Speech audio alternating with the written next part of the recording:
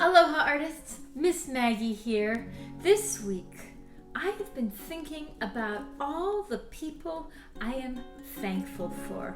I have been feeling full of gratitude. Gratitude is another word for being thankful. Some of the people I am thankful for is all of you, especially when I get to see the art that you make. Because while I film this, I'm just staring at a camera. But when you put your artwork onto Padlet or onto Seesaw or some way that I can click through and see it, then that just brightens my day, especially when you type or record your thoughts about creating that artwork. When you answer the reflections questions, that makes me so happy, because when you share your art, you inspire me. Do you know what inspire means? Inspire means that you made something beautiful, and it was so beautiful that it made me want to make the world more beautiful too. And so, I believe that your art inspires other people as well. So this week, let's use our skills as artists to create a gift for someone that you're thankful for. Think about who that person is, and we're going to use our skills drawing people to create an artwork for them. Okay, let's see what our supplies are this week. Here are the supplies you are going to need today. You're going to want a drawing paper. You can use a small one or a large one. I'll leave that up to you. And then you're going to need, of course, a pencil and eraser. And we are going to use a ruler today. And so make sure you have one of those. And we are going to color these artworks, but I'm going to leave what art supply you use up to you. You might want to use colored pencils, you might want to paint, you might want to use oil pastels, a Sharpie might be useful, but remember, whatever art supply you use, put your heart into it. Take your time. You are making a gift for someone and showing your gratitude towards them. So remember everything that we've been learning about whichever art supply you choose and put that careful work in. Okay, go get those supplies: pencil, paper, eraser, ruler, and whatever you're going to color with, and let's make some art. You are going to draw an artwork of the person that you are thankful for. And your artwork is going to show why you're thankful for them. You're going to draw them doing that thing. We are going to use our skills at drawing people in action with proportion to do this. If you need a refresher, don't worry. I'm going to walk you through it again, but also I want you to think. Do you want your person to be up close, so maybe we're only seeing the top part of their body? Or do you want your person to be far back enough that we can see them from head to toe? I'll show you how to change the size of your unit to draw your person at different distances. So watch this and think, how do you want your person to be? Up close or far away? I'll show the first steps with the person that's far away first, and then I'll start the person that's closer up so you can see both ways and pick the one that's right for you, or try them both. Remember how we used the unit here? And so you can always look back at the videos before. How do we do this? Well, the head is 1 unit, right? And the body is 2 units. 1 unit, 2 units. Okay, and then the legs are 1, 2 to the knee, and 1, 2 to the ground. And even if the person's just standing there, their legs are usually bent a little bit.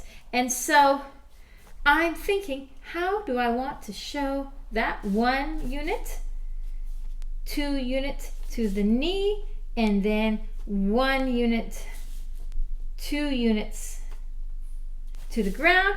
This person looks like maybe they're walking just a little bit, but they'll be holding their artwork up.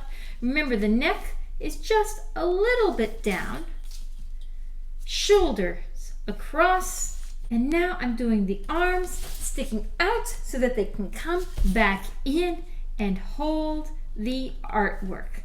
It's an interesting thing. If we're holding an artwork in front of us, a lot of times our arms are actually quite bent. They go out from our body a long ways and then back in. Okay, but what if you want to draw your person at a different size? Okay, I'm going to show you that too. Now, this was our normal way, and of course my person's not finished. That's just their skeleton. But I could have a person up close, and all I need to do is use a larger unit. Let's say that 1 unit is 2 inches.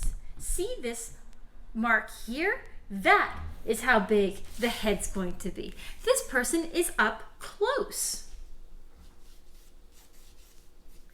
And so that is going to be the head. And then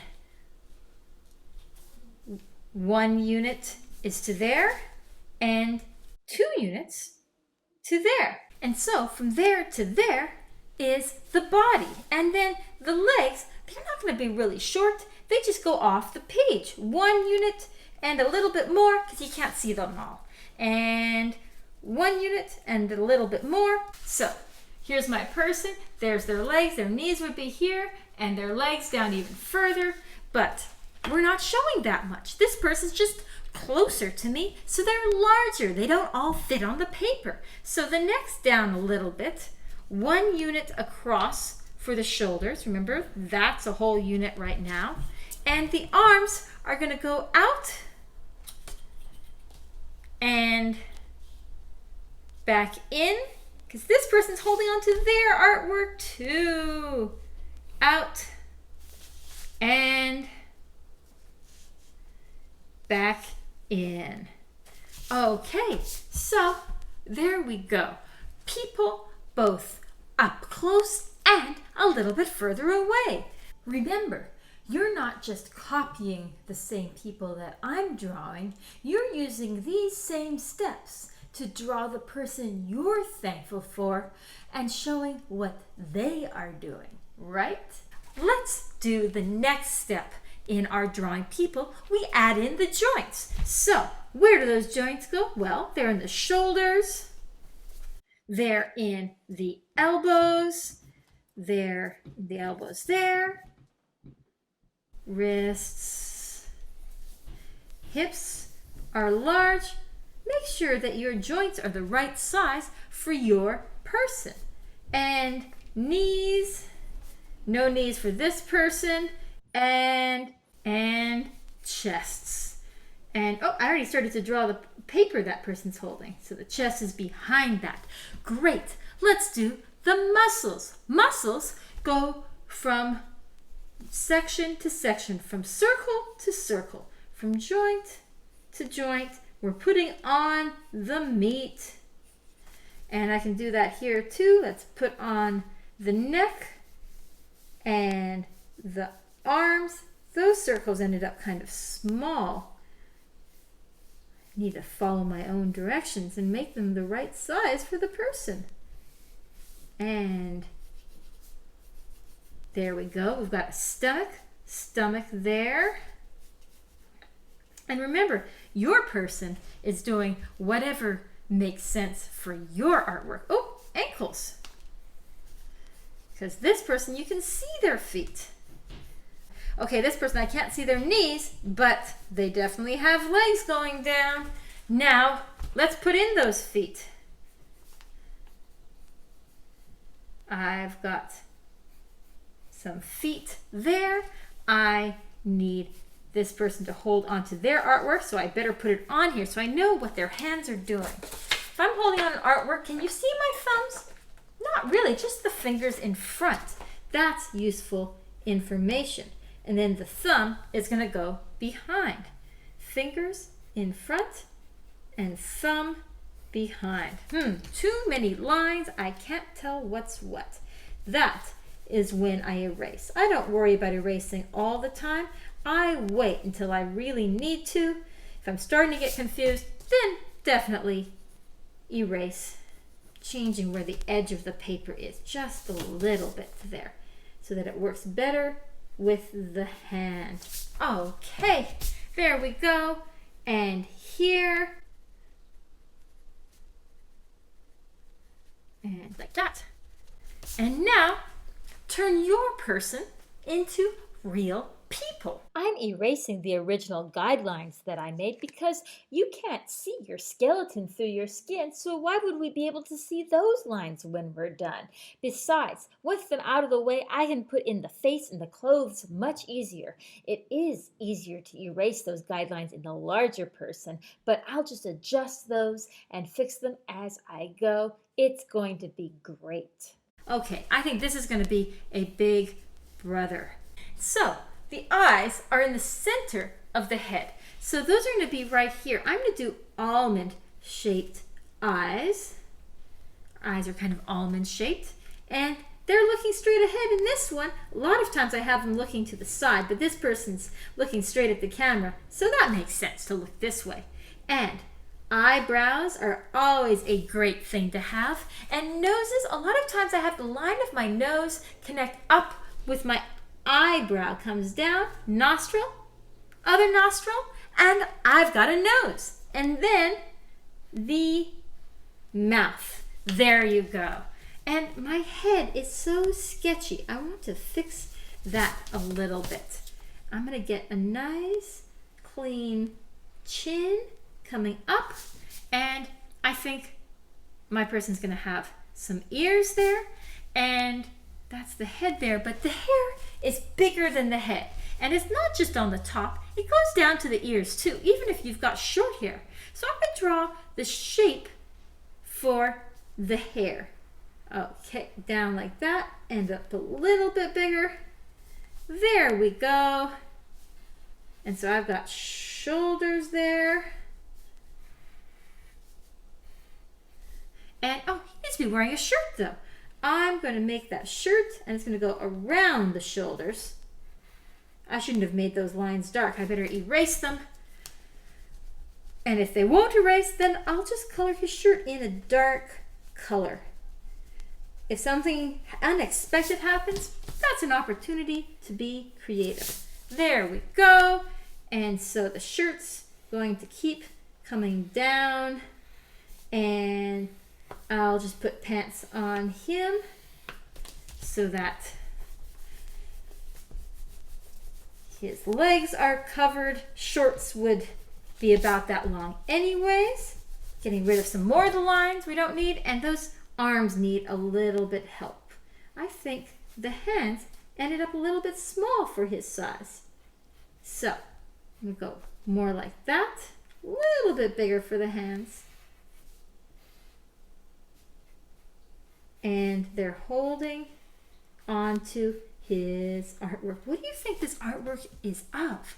Is this his still life drawing? Is this a silhouette?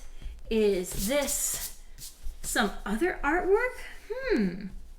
What piece do you think he's holding up? I think I'll have to put some details in there of that.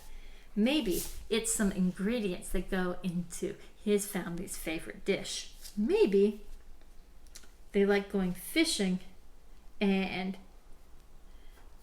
Dad caught a fish and they like making sashimi out of it, or frying it, or smoking it. I'm not sure. That's what I'm thinking there. Now, those fingers, I can make them more fingery. I don't need to leave them like a mitten. And those fingers were a little funny. I'm going to fix that one. 2, 3, 4. Okay, there we go. Now, my other person. You saw how this goes. I'm going to give them some eyes in the center. And so now I'm going to work on the second person, making her look like a real person as well. Her shirt is larger than her body, goes around those shapes, and I'm going to give her a skirt. I'm going to erase the lines that I don't need anymore, darken the lines that I am keeping, and just keep making little adjustments. I sped up this video a little bit, so you take your time. Find what you need in order to make her come to life. Show this person's personality. Make it look like the person that belongs in your artwork. Who are you thankful for? And so I'm looking at her legs. She's at home, I think, so she's going to be bare feet. And so I'm putting in those details. Just keep looking, keep adding. I think I need to make her body a little bit wider. I drew her hips a little narrow, so I'll adjust that. And what artwork does she have on her picture? I wonder. I think hers is about making a pumpkin pie from scratch. There we go. Now I am going to look at this, see what else does it need. I don't know where my people are. So, are your people inside, outside? How are we going to know? Put in those details. These students are inside, so I'm going to put a desk behind them, and this desk, maybe it has a lot of their art supplies and their laptop on it. And so, here's a nice big desk here. It's got a part sticking up like that on it is what I'll do. And I'm gonna make it so it goes back so I can show what's on it. I'll put the laptop on here.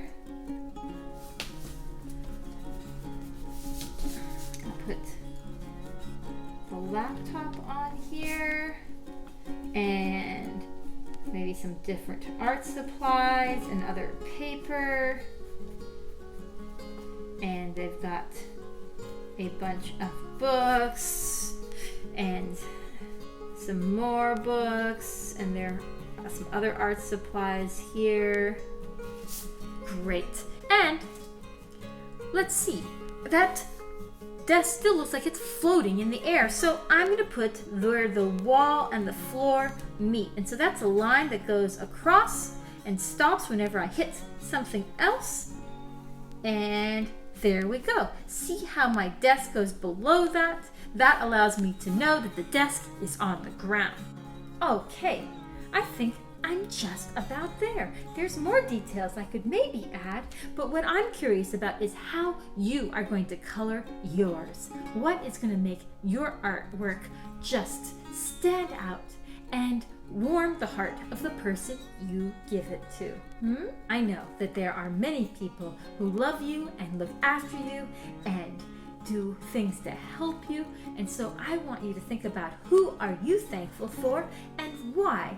And that's what your artwork is of, right? And then you can give it to them. If there's someone in your family, you can give them the artwork. If there's someone who isn't at home with you, maybe you haven't seen them in a long time, you know what? Even just the digital version will brighten their days. Okay? So remember to color yours, and here is your reflection question. Tell me about your artwork. Who are you thankful for and why? What details did you put into your artwork that shows that? Okay, so remember to take a photo of your artwork so you can share it with your teacher and share it online with me too. Please do. I love seeing them. And to clean up all of your art supplies so you've got all those supplies for next week again, and to give your artwork to that person you are thankful for. I'll make more art with you next week. A hooey ho!